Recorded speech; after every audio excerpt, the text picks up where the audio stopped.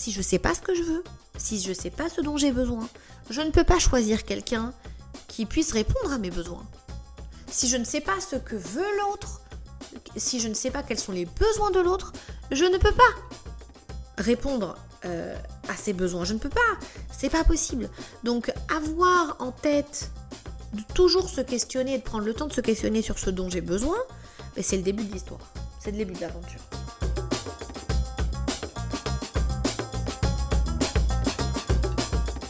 Hello, bonjour à tous, bienvenue. Je commence par vous remercier pour vos retours.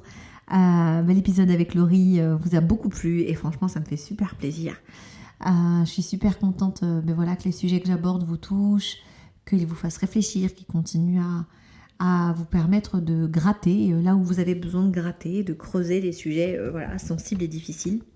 Et j'ai envie d'aborder un sujet hyper important aujourd'hui avec vous. Un sujet dont j'ai carrément fait un programme en ligne. Comme vous le savez, j'ai plusieurs programmes en ligne.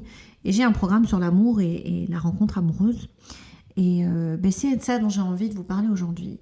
Depuis quelques semaines, j'ai beaucoup de conversations. Puis c'est l'été aussi, qui je pense permet ça. Des conversations autour de l'amour, des rencontres, de ce qu'on a envie de faire sur le plan affectif, avec des clients, avec des amis, avec des membres de ma famille. Et il me paraît hyper important de pouvoir continuer à gratter là-dessous, à creuser ce sujet, à continuer à s'éveiller ensemble. Alors j'espère que vous êtes prêts parce que moi je le suis. Et j'ai super envie qu'on grandisse ensemble sur la question de l'amour et de la relation. Ready ou pas? Moi je le suis. Alors, ce que moi je vois, je constate, je rencontre, c'est que les relations démarrent souvent avec beaucoup de peur. Beaucoup de peur, beaucoup d'inquiétude, beaucoup de méfiance.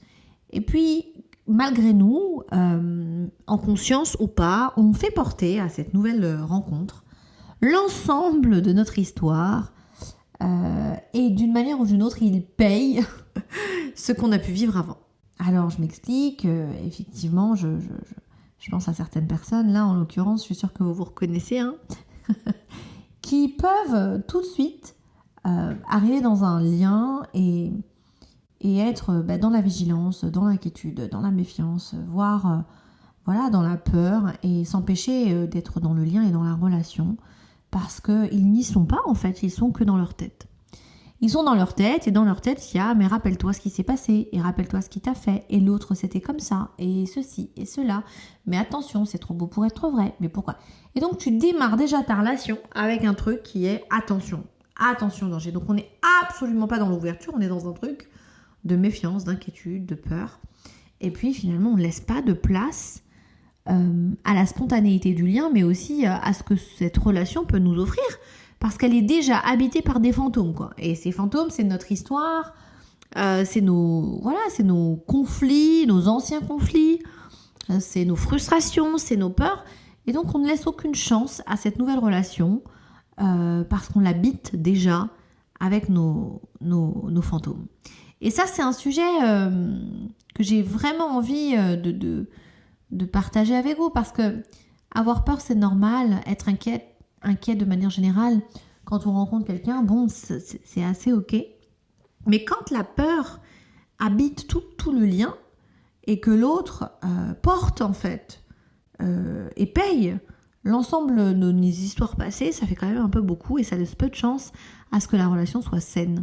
Et donc je pense que c'est important d'être conscient que quand je rencontre quelqu'un, eh bien c'est une nouvelle page qui se tourne en fait et je peux être qui j'ai envie d'être parce que je choisis une nouvelle personne et je peux laisser cette personne être aussi qui elle est sans venir la castrer entre guillemets de toutes mes angoisses et de mes inquiétudes quoi. Donc cette méfiance et cette peur dans le lien à cause de ce qu'on a vécu ne justifie pas le fait qu'on fasse du mal à la relation parce que j'ai souffert avant, quoi. T'as souffert avant, ok, on a tous souffert avant, mais tu n'es pas obligé de souffrir maintenant. Et t'as peur de rencontrer une mauvaise personne, t'as peur qu'on te fasse du mal, t'as peur que... Il faut peut-être que c'est le moment de se dire que si on me fait du mal, c'est parce que je choisis quelqu'un qui me fait du mal. Et si je suis en danger, c'est parce que je choisis quelqu'un qui me met en danger. Et que l'autre n'a que le pouvoir que je lui donne.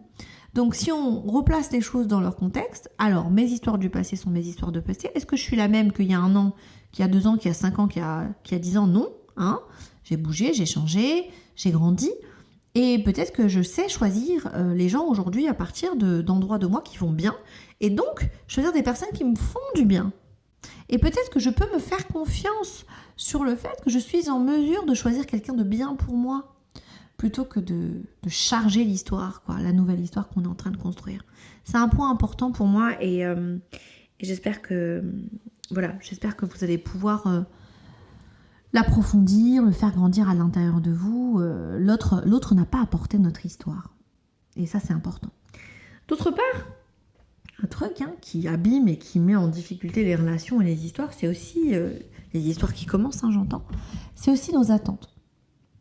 Alors effectivement, on parle beaucoup du prince charmant, de la princesse charmante aussi.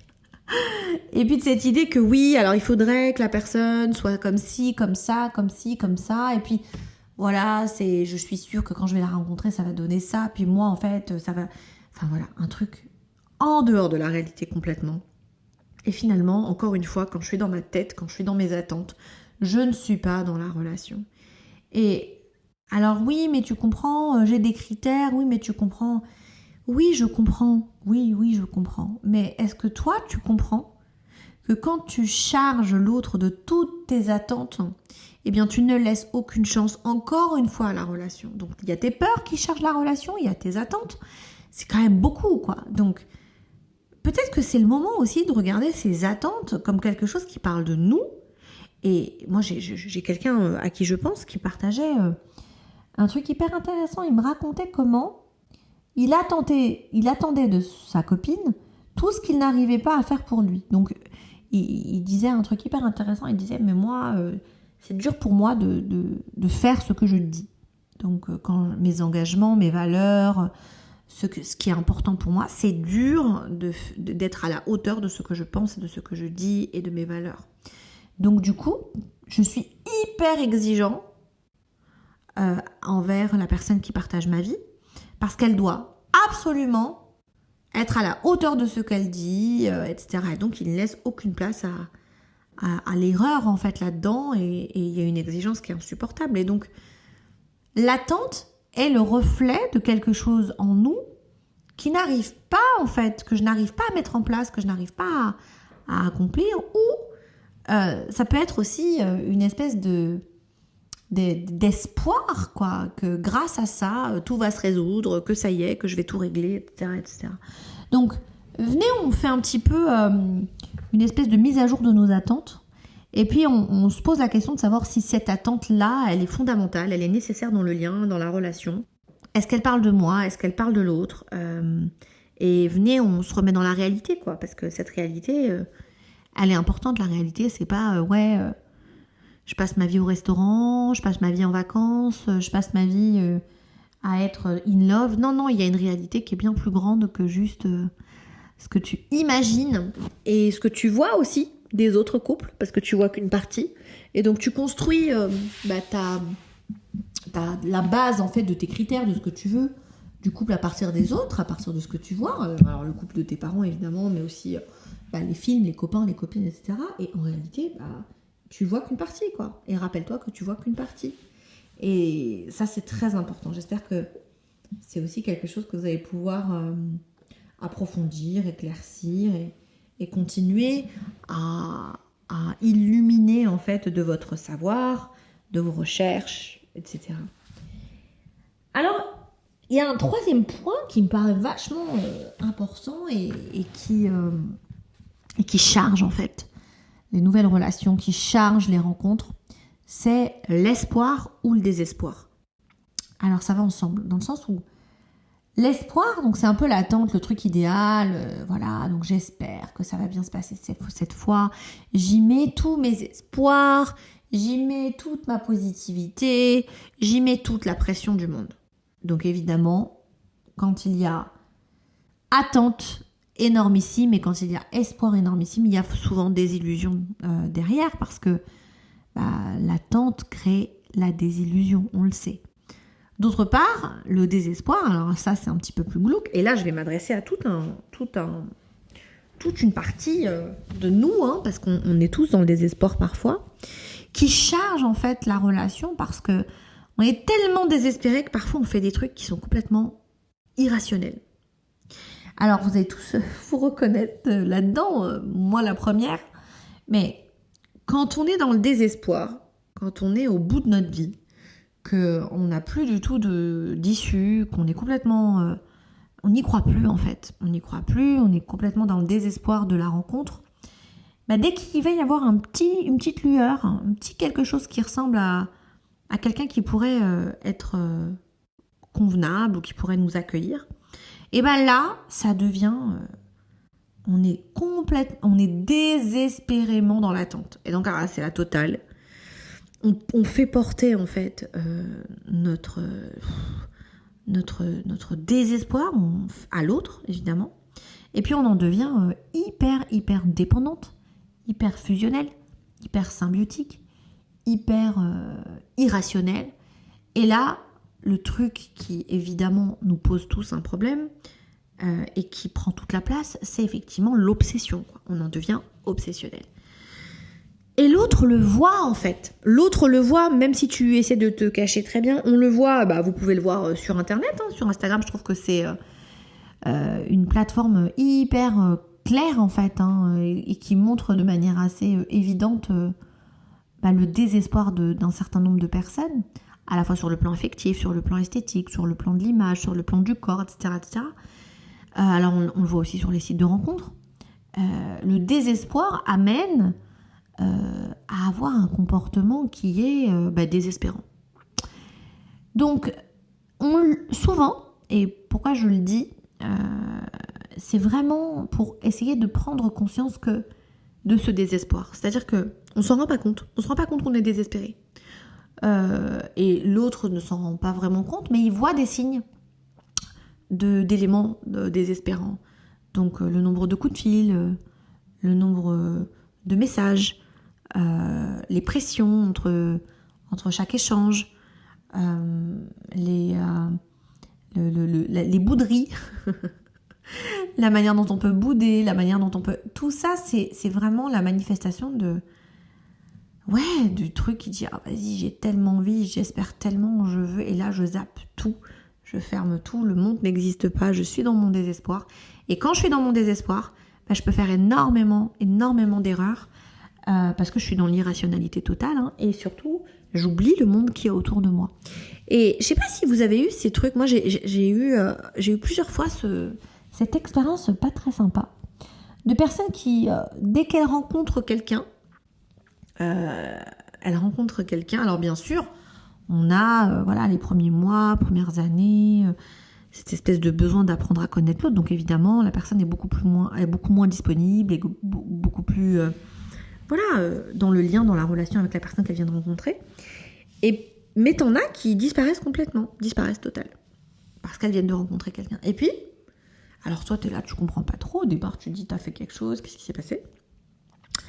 Et en fait non, l'engagement, l'investissement dans le lien et dans la relation est tellement désespérant que la personne disparaît total en fait de ta relation, de la relation que tu avais avec elle. Et souvent elle réapparaît, alors voilà, au bout de 2-3 ans, quand elle a fait le tour du lien, que ça va plus trop, qu'il y a plein de choses qui vont pas, là elle se rend compte que il y a besoin de... Finalement l'autre, la relation en fait ne suffit pas. Et là, on se rend compte que pour être heureux, on a besoin de plusieurs choses. Un conjoint ne nous suffit pas. Et c'est très, très, très important de réaliser ça, de réaliser que notre désespoir, et souvent, il n'a rien à voir avec l'autre, il a à voir avec notre chemin, il a à voir avec notre histoire. Mais en avoir conscience, être complètement alerté, qu'on peut être désespéré dans le lien, qu'on peut avoir des attitudes qui sont hyper intenses et qui sont sous pression, Et que ça peut nous amener vers quelque chose d'hyper, hyper, hyper lourd et hyper négatif.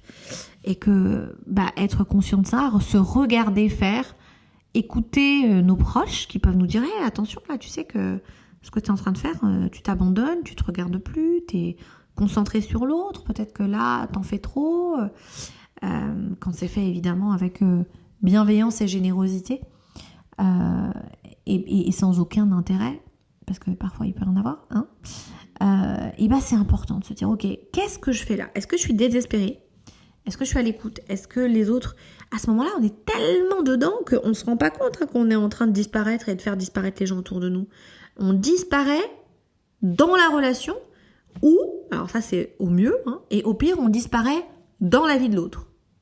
Et ça c'est hyper hardcore parce que finalement tu n'as plus de vie, l'autre décide pour toi totalement, tu suis son rythme, tu suis ses besoins, tu suis qui il est, et toi, à côté, tu disparais petit à petit, tu disparais, et puis évidemment, alors parfois tu as des gens qui se réveillent au bout de 20 ans, 30 ans, et qui ont complètement disparu dans la vie de l'autre, et puis parfois c'est beaucoup moins de temps, et puis parfois c'est tout de suite, mais voilà, prenons conscience de ça parce que je me rends compte, je vois beaucoup ça autour de moi, qu'il y a la limite en fait entre être dans une relation, on n'a pas appris ça à l'école les amis, donc être en lien, être en relation, apprendre à aimer, apprendre à recevoir l'amour, c'est pas quelque chose qu'on a appris à l'école, on nous a pas expliqué comment ça se passait. On a vu des choses et puis on a modélisé là-dessus, on a vu des choses en plus qu'on comprenait pas forcément. Donc c'est important à cet endroit-là de se dire ok, en fait je sais pas grand-chose, ce que je sais c'est ce qu'on m'a raconté, c'est ce que j'ai pu voir dans les films, mais finalement comment moi je tombe en amour, comment moi j'aime, comment j'ai besoin d'être aimée, j'en sais rien. Et c'est important que je me dise que je ne sais pas et que je commence à construire une compréhension, une intelligence autour de l'amour, parce que effectivement c'est une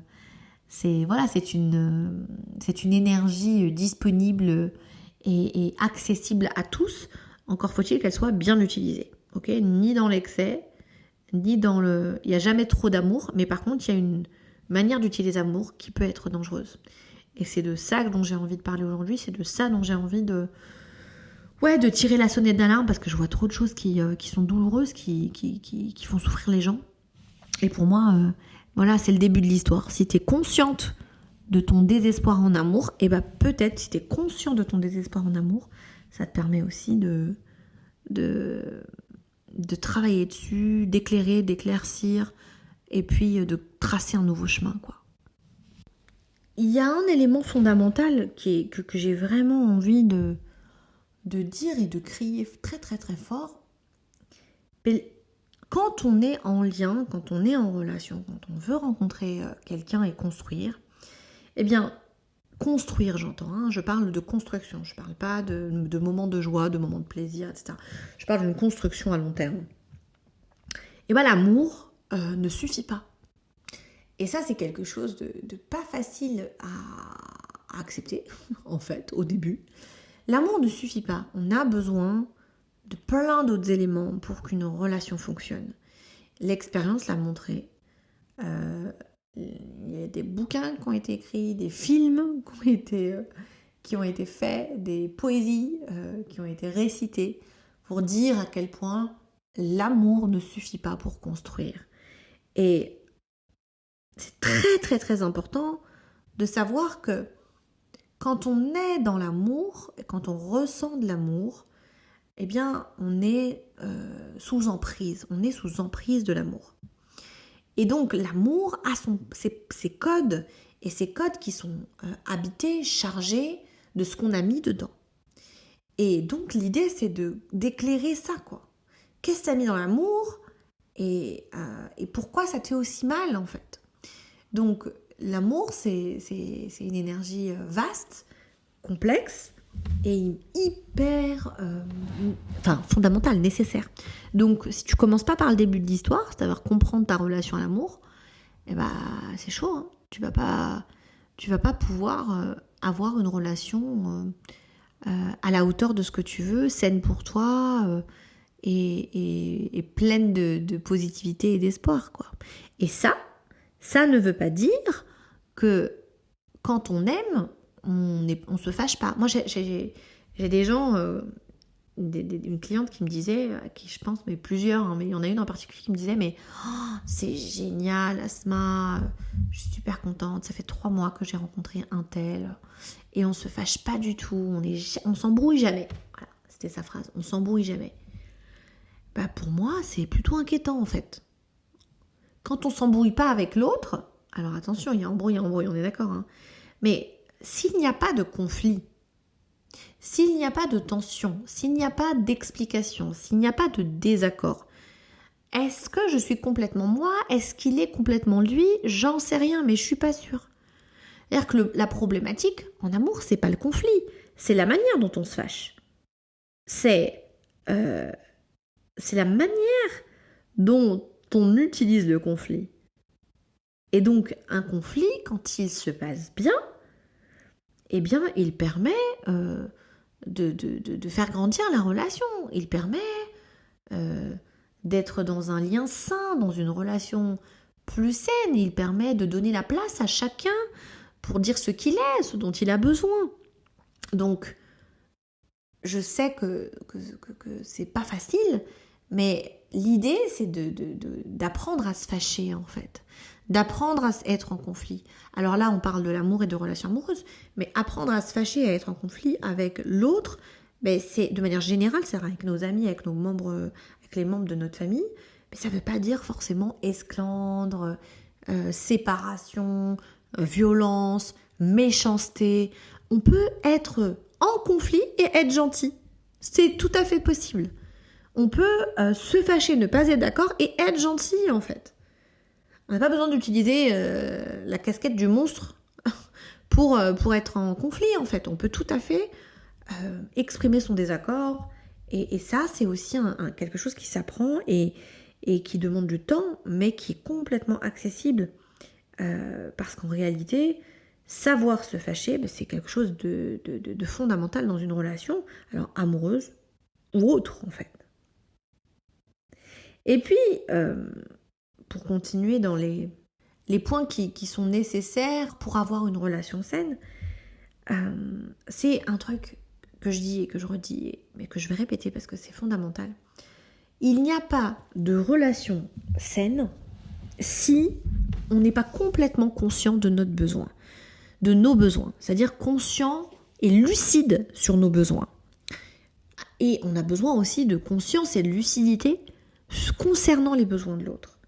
Parce que si je ne sais pas ce que je veux, si je ne sais pas ce dont j'ai besoin, je ne peux pas choisir quelqu'un qui puisse répondre à mes besoins.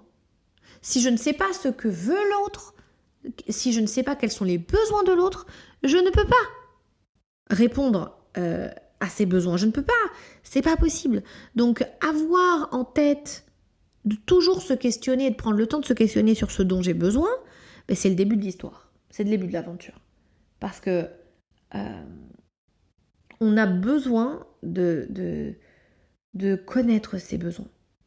Et j'ai envie de partager avec vous 3 besoins qui me paraissent alors assez universels, mais bien sûr, les besoins individuels, ça c'est un travail plus spécifique, plus personnel, et il y a plein de manières de pouvoir approfondir ces besoins-là et comprendre ces besoins-là. En tout cas, approfondir notre connaissance de nos besoins. Mais l'amour et la relation nous nourrissent à plusieurs niveaux, ok ? Quand tu rencontres quelqu'un, il faut être conscient que l'autre est là pour créer quelque chose avec toi, et c'est ce quelque chose qui te nourrit. C'est pas l'autre qui te nourrit, c'est ce lien que tu as créé avec l'autre. Et ça, c'est vachement important. C'est pas l'autre qui te nourrit en direct, c'est ce que tu as construit avec lui. Parce que il peut être complètement gentil, complètement affectueux, complètement présent, complètement... Si t'es pas capable de recevoir, tu peux pas te nourrir de sa gentillesse. Si t'es pas capable de créer ce lien de réception de l'autre, tu peux pas recevoir sa gentillesse et son amour, et tu peux pas te nourrir de ça. Donc c'est vraiment important, je pense, de comprendre que c'est le lien qui nous nourrit, c'est la relation qui nous nourrit, et l'autre fait partie de la relation. Et l'autre n'est pas tout. Il n'est pas seul là-dedans. C'est pas lui qui construit ça. C'est pas elle qui construit ça. C'est vous deux ensemble. Voilà, ça c'est vachement important. Et cette nourriture, elle est sur plusieurs niveaux. Et pour moi, il y a 3 niveaux qui sont fondamentaux. Il y a un niveau qui est un niveau spirituel, qui est vachement important. Alors la spiritualité, c'est plusieurs choses. Alors ça peut être effectivement du religieux, ça peut être de la culture, ça peut être... voilà, c'est des valeurs communes, des valeurs et une éthique commune, et une manière de voir le monde, la vie, les gens, l'amour, l'univers qui est commune. Il y a évidemment une nourriture qui est une nourriture matérielle, donc la nourriture dans la matière, j'entends. Et donc cette nourriture dans la matière, c'est concrètement... oui, alors il a des qualités extraordinaires, mais c'est super les qualités extraordinaires quand tout va bien, mais en réalité quand ça va pas, moi je dois dealer avec ses défauts. Donc c'est quoi ces défauts extraordinaires? Lol. C'est quoi en fait qui est chez lui ou chez elle qui pourrait me poser problème? Parce que moi quand je vais bien et que je l'aime et que tout est ok, je pardonne, c'est facile de pardonner, c'est facile de... Mais quand je suis fâchée, quand je suis en colère, quand je deal avec quoi? Je deal pas avec ses qualités, je deal avec ses défauts. Donc ces défauts, c'est quoi ces défauts? Pourquoi c'est si compliqué de les regarder, de les voir? Non, dès le début tu sais quels sont... tu as clairement une vision de lui ou d'elle qui est évidemment liée à ton histoire. Et donc poser la question de savoir, est-ce que je suis capable de dealer avec ces défauts-là? Est-ce que ces défauts-là ne sont pas une source d'anxiété pour moi, une source de rejet, une source, en tout cas en avoir conscience, élever son niveau de conscience là-dessus, c'est hyper important, parce que c'est ça qui va nourrir la matière. Parce que dans la matière, il y a la réalité, il y a la vie, il y a le quotidien, il y a à quelle heure tu te couches, comment tu manges, il y a est-ce que tu as fait le ménage ou pas, il y a t'as fait les courses, t'as pas fait les courses, t'as sorti la poubelle, ah non t'as pas sorti la poubelle. C'est ça la matière, la matière c'est au quotidien, jour après jour. C'est pas quand tu t'es fait belle, et que tu t'es fait beau et que t'es parti dîner au resto et que t'as fait une super soirée avec des potes. Non, c'est le lendemain matin au réveil, c'est je suis fatiguée, ah ouais mais moi aussi, ouais mais il faut faire les courses. C'est cette réalité-là. Donc dans cette réalité-là, dans la matière, c'est quoi ces défauts qui pourraient me faire du mal, qui pourraient me baisser mon niveau de vibration, et ça c'est tellement important parce que on est ensemble comme... on est ensemble comme le yin et le yang, comme des polarités. Il y a des polarités qui fonctionnent ensemble et des polarités qui ne fonctionnent pas ensemble. Et c'est pas parce que l'autre est mauvais ou que l'autre est toxique ou que l'autre est dangereux, en tout cas pas tout le temps. C'est juste parce que parfois ça ne fonctionne pas, et que plutôt que de se détester, de se haïr parce que les défauts de l'autre deviennent insupportables, en avoir conscience dès le début de ces défauts qui sont insupportables pour moi, ça me permet d'éviter des liens qui peuvent être douloureux pour moi, quoi. Donc la matière, la nourriture dans la matière, c'est très important, et questionner tout ce qui peut se passer dans la matière, c'est hyper important. Et dans cette matière, il y a ce quotidien, mais il y a aussi la réalité, j'ai envie de dire, de nos travails, de nos rythmes de vie, tout ce qui touche la réalité, quoi. Et puis il y a une troisième nourriture qui est vachement importante et qui s'alchimise aussi avec tout le reste, c'est l'harmonie, c'est la nourriture physique. Et donc dans la nourriture physique, il y a, au-delà du physique corps à corps, il y a cette idée de nourriture, d'alchimie physique, d'harmonie physique. Et encore une fois, c'est quelque chose, alors je l'ai abordé plein de fois, c'est pour ça que je dis encore une fois. Je sais pas si j'ai abordé dans le podcast, mais je sais plus trop où je dis les choses, donc c'est un peu confus pour moi. N'hésitez pas à me le rappeler si c'est le cas. Mais en gros, si je l'ai déjà dit quoi. Mais en gros, dans cette nourriture physique, il y a une présence à l'autre, une aura, une énergie, une harmonie qui s'installe et qui est fondamentale. Il y a des âmes et des corps qui se reconnaissent. Des âmes et des corps qui sont compatibles, et puis il y a des âmes et des corps aussi qui travaillent en fait à s'harmoniser, et c'est un aspect fondamental, donc pour pouvoir continuer à construire dans un lien solide et fondamental. Donc je reprends les 3 nourritures selon moi, vraiment la spirituelle, la matérielle et la physique. Et encore une fois, c'est pas des nourritures c'est pas des points qui sont complètement arrêtés. C'est-à-dire que si je rencontre quelqu'un à un niveau de conscience et un niveau de nourriture, la vie, la relation, ce que moi j'ai envie de mettre dans le lien, tout ça va permettre à ce que ça évolue et ça grandisse en fait. Donc quand je rencontre quelqu'un à un point A, ça ne veut pas dire qu'il va pas être un point Z demain, quoi. Donc c'est important d'avoir de l'ouverture en fait et de bien être disponible en fait pour accueillir l'autre et en se nettoyant de tout ce qu'on a pu se dire avant. Et donc pour moi, ce que j'ai envie de vous dire et ce avec quoi j'ai envie de clôturer, de conclure, c'est que il y a quelque chose de très très très important. C'est que quand tu rencontres quelqu'un, c'est de te donner toutes les chances possibles. Et pour te donner toutes les chances possibles, il faut que tu prennes tes responsabilités. Et tes responsabilités, c'est t'occuper de toi. Sauf que si l'autre ne fait pas la même chose et qu'il ne s'occupe pas de lui et qu'il ne prend pas en charge ses responsabilités, ça ne fonctionne pas non plus. C'est-à-dire que dans la construction, dans construire un avenir ensemble, il y a responsabilité et puis il y a aussi la prise de conscience et la conscience que l'autre ne peut pas tout pour moi. C'est je peux pour moi et l'autre peut m'aider à ça. Et ça, c'est tellement important parce que parfois on est complètement coincé, complètement bloqué, barricadé dans un état d'esprit, dans un état de conscience, dans une volonté de faire les choses d'une certaine manière parce qu'on nous a appris les choses d'une certaine manière. Et on souffre en fait, on souffre de tout ça parce qu'on n'a pas d'options, parce qu'on n'a pas de possibilités, parce qu'il n'y a pas d'autres moyens. Mais c'est pas parce que tu les vois pas qu'ils n'existent pas. C'est pas parce que tu ne vois pas les options et les moyens qui te permettent d'être aimé et d'aimer de manière saine que ces options-là n'existent pas.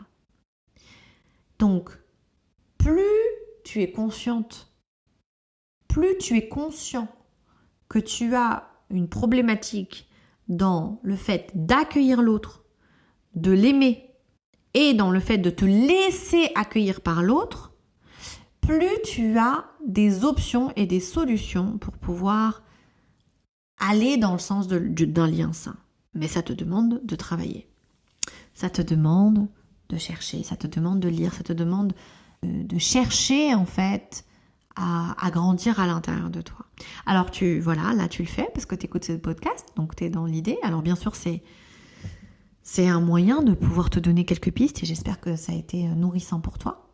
Et si tu as envie de continuer l'aventure dans cette quête d'amour et dans cette quête de relations saines, eh bien j'ai un programme en ligne qui a démarré en février et il y a un groupe tous les mois.